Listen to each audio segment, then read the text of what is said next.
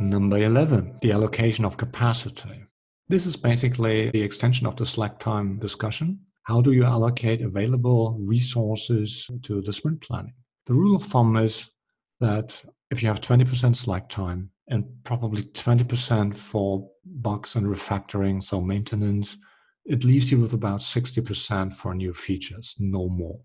And I believe it's critical for a Scrum team to defend this kind of allocation of the available resources at all cost for a very simple reason.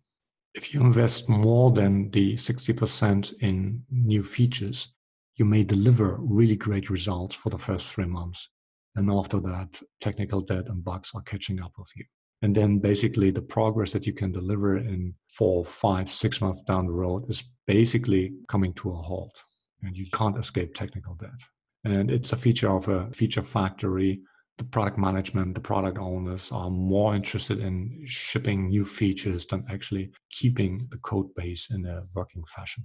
So allocation of capacity, too much on new features, not enough on slack time and maintenance.